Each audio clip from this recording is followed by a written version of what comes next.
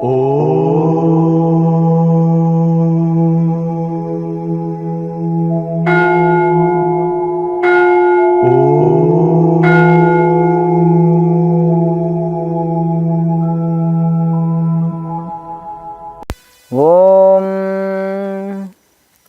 ఇప్పుడు చాతుర్వర్ణాల గురించి తెలుసుకుందాము.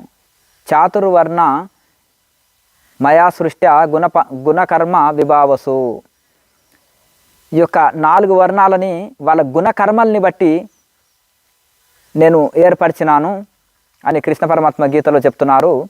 అంటే ఎవరైతే సదాచారము కలిగి వేదము చదివి అలాగే చక్కగా సదాచారం కలిగి మొత్తము దైవ చింతనలోనే పూర్తిగా జపతపాల్లో గడుపుతుంటారో వాళ్ళని బ్రాహ్మణులు అని నేను నిర్ణయం చేసినాను.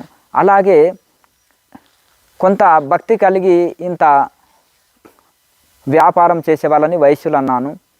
అలాగే రెండోది క్షత్రియులు భుజబలం, ఇంత వేదము చదివి ఇంత శాస్త్రము చదివి భుజబలం కలిగి ప్రజారక్షణ చేసే వాళ్ళని క్షత్రియులు అన్నాను. క్షత్రియులుగా విభజించినారు, శాస్త్రం విభజించింది. అలాగే కొంత సంస్కారం కలిగి ఇంత వ్యాపారం చేసే వాళ్ళని వైశ్యులు అన్నారు. అలాగే దేహ దారుఢ్యం కలిగి ఇక మామూలుగా వీళ్ళందరికీ మిగతా అన్ని కులాల వాళ్ళకి సేవ చేసే వాళ్ళని శూద్రులు అన్నారు.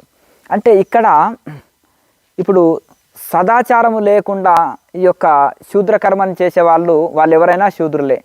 అలాగే అలా కనుక గుణాలని బట్టే నేను మన కులాలుగా విభజించినాను తప్ప ఇందులో ఒక సపరేట్గా వైశ్యుడు, బ్రాహ్మణుడు, అలాగే శూద్రుడు, క్షత్రియుడు అంటూ ఉండరు. వాళ్ళ గుణకర్మల్ని బట్టి ఇప్పుడు క్షత్రియులు ఎవరు రాజ్య పరిపాలన చేస్తలేరు. ఇప్పుడు సీఎంలు, మినిస్టర్లు ఎవరు క్షత్రియులు ఎవరేం కావట్లేదు. అందరూ అన్ని కులాల వాళ్ళు ఉన్నారు. అలాగే ఇప్పుడు వేదం చదివిన వాళ్ళు, పూజలు చేసే వాళ్ళలో కూడా అన్ని కులాలు ఉన్నారు. ఇక బ్రాహ్మణుల్లో కూడా ఇప్పుడు ఉద్యోగం చేసేటోళ్ళు చాలామంది ఉన్నారు, తిని తాగేటోళ్ళు చాలామంది ఉన్నారు. అలాగే శూద్రుల్లో కూడా ఇప్పుడు వేదాంతం చదివి కొంతమంది సన్యాసులు అయిన వాళ్ళు, కొంతమంది మహా ఋషులు అయిన వాళ్ళు, మునులు అయిన వాళ్ళు పూర్వకాలం నుంచి, ఇప్పుడు కాదు, సూతుడి కాలంలో సూతుడు సమస్త పురాణాలు ఋషులకు చెప్పారు కదా. వేదవ్యాసుల వారి శిష్యుడు శూద్రుడు.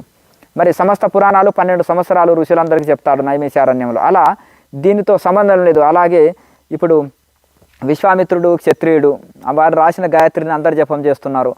ఇక అన్ని కులాల వాళ్ళు జపం చేస్తున్నారు. అలాగే ఈ యొక్క మనకు వాల్మీకి మహర్షి మరి శూద్రుడిగా ఉన్నాడు. ఇలా చెప్తూ పోతుంటే తులాదారుడు వైశ్యుడిగా ఉన్నారు.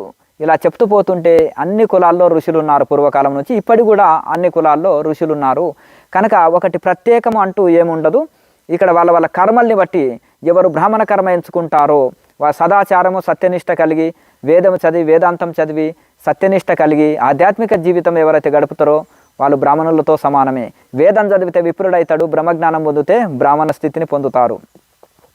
కనుక ఆ విధంగా ఈ యొక్క వాళ్ళ కర్మల్ని బట్టి నేను 4 భాగాలుగా వర్ణాలని విభజించినాను అని కృష్ణ పరమాత్మ గీతలో చెప్పాడు కదా. కనుక చాతుర్వర్ణమయ స్పష్ట గుణకర్మ విభావసు. అయితే ఈ యొక్క 4 వర్ణాలు ఉన్నాయి: బ్రాహ్మణ, క్షత్రియ, వైశ్య, శూద్ర.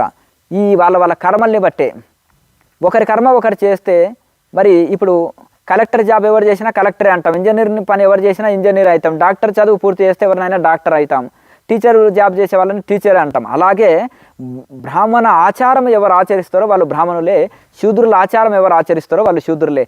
అంటే ఈ లెక్కబడి చూస్తే కొంతమంది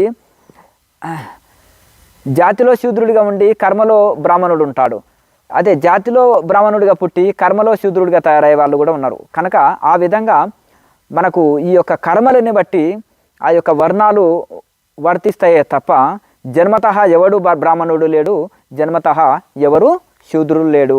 కనుక వాళ్ళ కర్మల్ని బట్టి ఇది అవుతారు. కనుక మనము దీన్ని బట్టి ఈ యొక్క భగవద్గీతలో కృష్ణ పరమాత్మనే స్పష్టంగా ఇది చెప్పారు. ఓం